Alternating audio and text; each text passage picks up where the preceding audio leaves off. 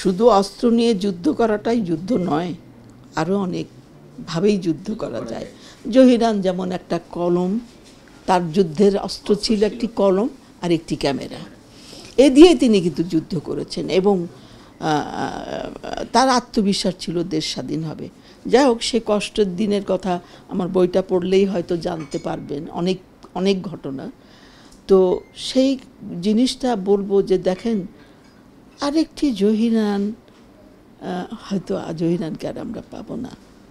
তার যে মেধা, তার যে চলচ্চিত্রে বলেন, লেখনীতে বলেন, তার যে মেধা, সেই মেধা আমি কিন্তু আমার এই জীবনে আমি যতটুকু যখন থেকে জহিরানের সান্নিধ্যে এসেছি, আমার বিবাহিত জীবন, তারপরে তাকে হারাবার যে বেদনা, তাকে যে হারিয়েছে যেভাবে, যে সময়টা, যদিও আমার এই জহিরানের সঙ্গে আমার বিবাহিত জীবন বা তাকে হারাবার সময়টা কিন্তু 3 বছর, এবং আমার বিয়ে যখন হয়েছে তখন আমার বয়স ছিল 21 বছর।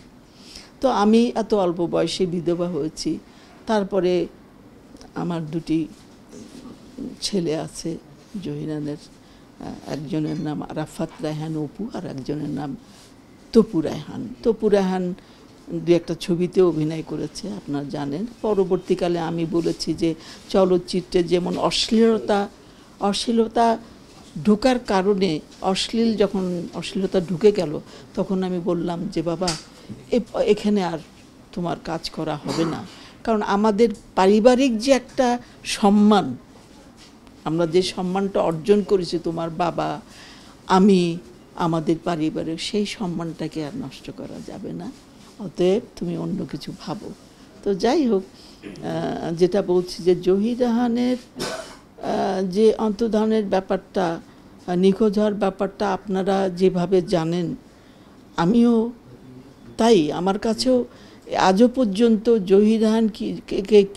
জহিরানকে আমি কিভাবে হারালাম, আমার স্বামীকে, আমার সন্তানরা কিভাবে পিতৃহারা হলো, এটাকে আজও পর্যন্ত এটা কিন্তু সঠিকভাবে জানতে পারিনি।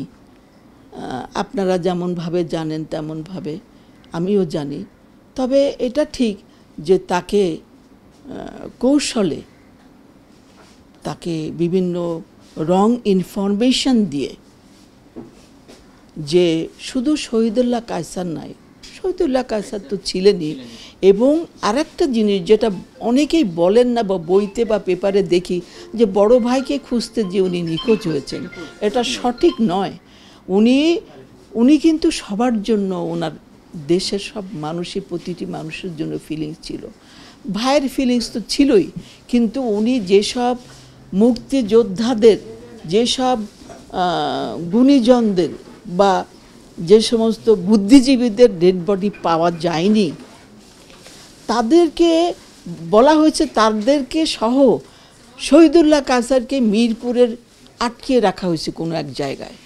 এরকম ইনফরমেশন দিয়ে তাকে বাড়ির থেকে, তাকে বিভিন্ন সময়ে তিনি মুখ খুলতেন না। তার হয়তো বলতেন, আমি জিজ্ঞেস করতাম, বলতেন না এখন কিছু বলা যাবে না, ও পরে সব জানতে পারবে, এরকমভাবে উনি করছেন। তবে এটাও ঠিক। আর একটা জিনিস ছিল যে উনি ঠিক এই নিখোঁজ হওয়ার আগে উনি একটা প্রেস ক্লাবে দাঁড়িয়ে একটা বক্তব্য দিয়েছিলেন। সেখানে তো আমি উপস্থিত ছিলাম না। তো অনেকেই বলেন যে ওই বক্তব্যটা হয়তো তার জন্য খুব মঙ্গল বয়ে আনেনি। উনি হয়তো এমন কিছু কথা হয়তো বলেছিলেন যেটা আমি জানি না, আমার শোনা কথা। তো এই হচ্ছে মোট কথা। তো যাই হোক, এটা এখনো পর্যন্ত তার মৃত্যু রহস্য এখনো উদ্ঘাটন হয়নি। আদৌ কোনো দিন হবে কিনা সেটাও আমি জানি না।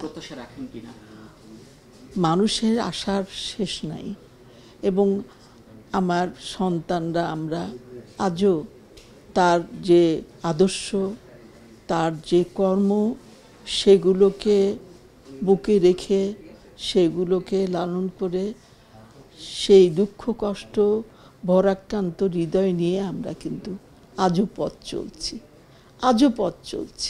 এবং আগামীতেও যতদিন বেঁচে থাকব, এটা কখনোই ভোলার নয়, কখনো ভুলে যাব না।